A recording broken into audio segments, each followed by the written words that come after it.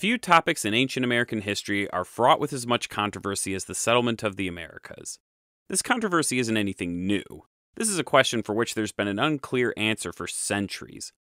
When Columbus first encountered the Americas in 1492, this question wasn't really on his mind. He thought he had landed off the coast of Asia and believed that he had encountered the people of the West Indies. As further Spanish exploration followed up Columbus's fateful expedition, people began to realize that they weren't in Asia, but somewhere completely new, an undiscovered world full of new people and new civilizations. That realization brought a puzzling question to everyone's mind that has since lingered to today. Where did the first Americans come from, and how long have they been here? Now, this episode is meant to be an overview of the topic. It could be much longer and much more in depth. Heck, you could make many episodes about this topic. That said, I've condensed this as best I could, and still failed spectacularly by making an almost 30-minute episode. Hooray. But before we can continue, there's an elephant in the room that we need to address, and that is how to refer to the indigenous peoples of the Americas as a whole. In my past videos, I've usually had the fortune of being able to refer to people of a specific culture, but in this video, I'm afforded no such leeway here.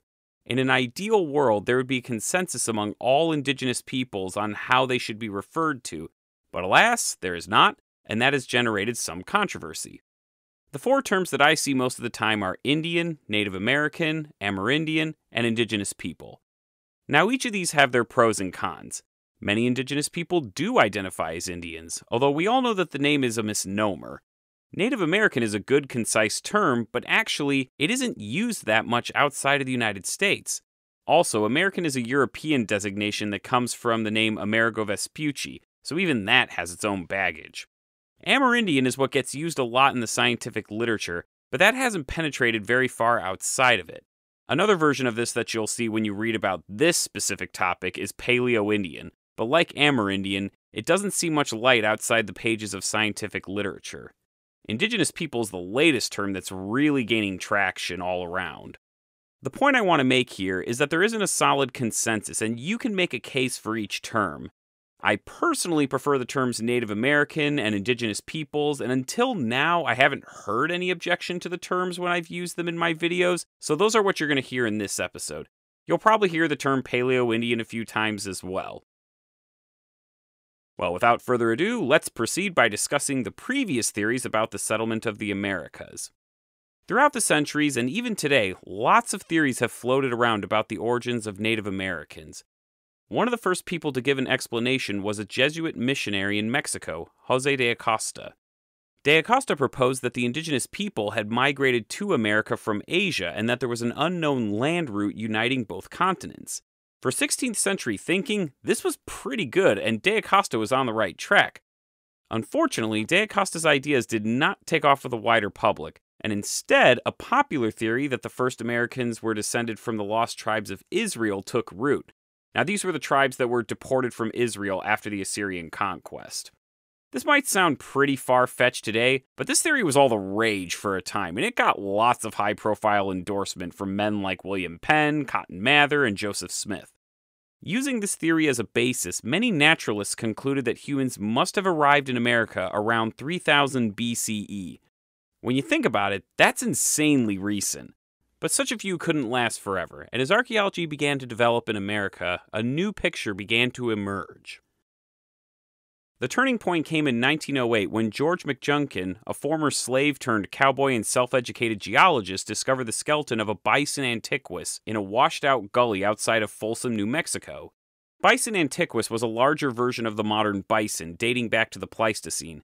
They were already well known in the scientific community, but what made this discovery so sensational was that McJunkin found a spear point in the remains, meaning that the bison had been killed by a human. This and similar discoveries that followed changed everything. This was irrefutable proof that humans had coexisted in America with the creatures of the Ice Age. As time went on, more and more sites were discovered with ancient tools and spear points, and archaeologists began to see patterns in these different tools. Different prehistoric cultures all over the world have distinct styles of tools, and this can help identify different cultures at various periods. Most tools being found in North America during that time were Folsom points, which are characterized by their small size, subtle tails, and fluted heads. These types of tools are unique to North America, and they're not found anywhere else in the world. However, it wasn't long before an older type of tool was discovered at the site of Clovis, New Mexico, the Clovis point. Clovis points were larger with a slightly different design. Scientists and archaeologists eventually determined that they were the oldest type of points in the Americas. Another thing that they noticed was that all Clovis sites dated to a very small window, from about 13,500 to 12,900 years BP. Like their Folsom counterparts, Clovis points are a uniquely American invention. They're not found anywhere else in the world. Just an FYI, BP means before present, and it's the dating convention that's used in these contexts when you're talking about really old dates. If you want to convert a date from BP to BCE, just subtract 2,000 years and you'll get the rough BCE date. With these dates in hand, a consensus emerged that the earliest people arrived in America no earlier than 13,500 years BP. Later named the Clovis First Theory, this theory was first championed by C. Vance Haynes in the 1960s. He based his theory not just on the archaeological record, but also on an important geological event, the last glacial maximum, or LGM as it's abbreviated. During the last glacial maximum, the Earth was cooler and more water was locked up in the ice caps. These glaciers stretched across North America, coast to coast, cutting off the interior of the Americas from any contact with Eurasia. At the time, Eurasia and the Americas were actually connected via a land bridge known as Beringia. This region was ice-free at the time and fully capable of supporting humans. What Haynes really focused on was the timing of the glacial retreat, which began about 15,000 years BP. You'll notice that that's not much farther back than the earliest Clovis remains. Haynes' theory was that humans had entered Beringia during the last glacial maximum, but were halted from further migration by the glaciers. The LGM kept North and South America a virgin landscape, free of any human impact. All that changed when the Earth began to warm back up and the glaciers began to retreat. Eventually, a lane would have opened up in the ice sheets, allowing people to migrate from Beringia into the unpopulated interiors of the continent to settle the vast landscape. These areas would have been dominated by mammoths, mastodons, armored rhinos, camelids, horses, and giant sloths, just to name a few. Other supporters of this theory would later point out that these megafauna vanished from the archaeological record at the same time that Clovis tools do. Thus, they theorized, Paleo-Indians arrived in the Americas, Clovis tools in tow, and overhunted the American megafauna until they were extinct. Haynes' theory was a hit. It quickly gained mainstream acceptance, and it's easy to see why. It matched up with a known archaeological record very nicely. It was almost too good to be true. For anyone that went to school in the 70s, 80s, and 90s, this is probably what your textbooks taught you. If only I was making this video 40 years ago, we could roll the credits and get back to our lives. But it was not to last. By the 1980s, that consensus was beginning to come under new pressure as people began to look at a wider array of evidence. Linguists were puzzled by the enormous diversity of languages in the New World. Some had concluded that this could have only happened if humans were in the Americas for much longer than 13,000 years. More importantly, genetic studies began to shed new light on the history of human populations and their movements. Scientists began to challenge the notion that there was one great migration into America after the last glacial maximum. Their research began to paint a picture of multiple migrations that began long before Clovis culture. Climate researchers began to look at climate data and argue that the extinction of the megafauna was not the result of overhunting, but rather the result of climate change and habitat loss. They also pointed out that when the corridors first opened through the ice sheets, that newly exposed land would have been uninhabitable by humans or animals for centuries, and thus not traversable at that supposed 13,500 BP date. Even within the archaeological field, new archaeological sites with human evidence that predated the Clovis culture were being discovered. These discoveries within the archaeological field itself caused a huge stir, and things got heated pretty fast. Such pre-Clovis dates were criticized heavily and explained away as the result of contamination, poor dating techniques, and general incompetence, until the writing was finally on the wall.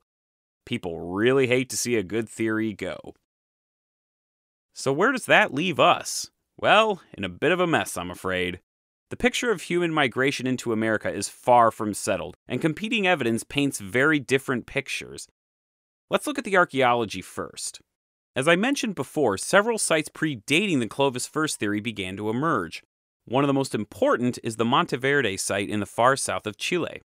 In the 1970s, archaeologist Thomas Dillehay began excavating an ancient Paleo-Indian campsite and found man-made materials that dated back to between 18,500 and 14,500 BP. Now consider the location. This is not a site anywhere near the point of entry into the New World. This is near the end of the line, down in South America. The people living there were not Johnny-come-latelys. They had been in the Americas for centuries by this point, and they were well adapted to the environment. Though very controversial at first, these excavations eventually gained wide acceptance and today are almost universally accepted as proof that there were people in the Americas before the Clovis culture. And actually, further excavations at the site have also yielded material dating back to over 30,000 years ago. But these conclusions are very disputed, and even Dillehay has acknowledged that more study is needed, so take that with a big grain of salt. Other sites, such as Paisley Caves in Oregon, the Page Ladson site in Florida, Meadowcroft Rock Shelter in Pennsylvania, and Buttermilk Creek in Texas, all show pre-Clovis human settlement. Meadowcroft Rock Shelter has remains that have been dated to 16,000 years ago, long before Clovis, albeit not without some controversy. Paisley Cave is also important because it has human remains that date all the way back from 13,000 to 14,000 years BP. And by remains, I don't mean bones, but coprolites, which is the scientific term for fossilized poop. And now you know, and now you'll thank me come trivia night. These coprolites can also be analyzed for human DNA and compared with modern indigenous populations, which is very important in helping reconstruct the genetic history of humans in the Americas, but more on that later. Now, if you really want to go down the archaeological rabbit hole and ruffle some feathers at the archaeology table, you can bring up the sites of Bluefish Caves in Yukon and other sites in the Americas that go way back. Some of these even predate the last glacial maximum and thus are highly controversial. Bluefish Caves, the best known, have megafauna bones with signs of butchering dating back to 24,000 years BP. Just this year, Chiquita Cave in Mexico made headlines over the summer when it was announced that stone tools were discovered in layers dating back to over 30,000 years ago. This discovery received about as much criticism as you'd expect. Now, I'm not an archaeologist, so I'm not going to take a firm stance about the quality of these claims, but consider that if just one of these dates is correct, it would radically shift the dating of American settlement. Even if one of these sites is true, it means that some group of people did get into the Americas. Whether or not these early settlers survived or died out is another debate entirely. Another interesting and recent discovery is a pre-Clovis tool tradition in the Buttermilk Creek area in Texas. Although we have plenty of compelling evidence from human existence in the Americas before the Clovis period, pre-Clovis points can be a bit hard to find, so this is an important discovery. Clovis points are distinct for their fluted designs, but these have a stemmed design instead. Currently, there's debate if these represent a precursor to Clovis, a contemporary, or even a competitor, but they've been dated to between 13,500 and 15,500 years BP. Some archaeologists have tried to draw comparisons with them and stemmed point traditions in Asia, but these are not embraced by most archaeologists. It'd be neat if it was true, but we don't know. With all that archaeology to chew on, let's move on to our next type of evidence, genetics. Nothing has revolutionized the study of American migration more than the field of genetics. By studying the genetics of modern Native American and Eurasian populations, along with the most ancient human remains found in the Americas, like those remains at Paisley Cave we mentioned, scientists can discern an incredible amount of detail about the origins of the first Americans.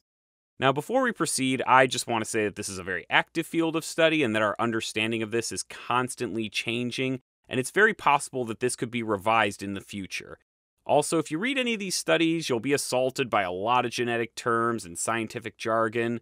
All of this is way outside my expertise, and this is not a science show. So I'm going to keep this simple for everybody and boil it down as best I can for the layman. Geneticists mostly agree that Native Americans descended from a single population that split from the population of East Asia approximately 40,000 to 30,000 years BP, although there was sporadic contact with these populations until about 20,000 years BP.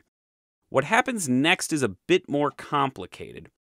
This split-off population appears to have been isolated from about 15,000 to 7,500 years. It's believed that this is because this Proto-Paleo-Indian group migrated into Beringia and remained there with no outside contact.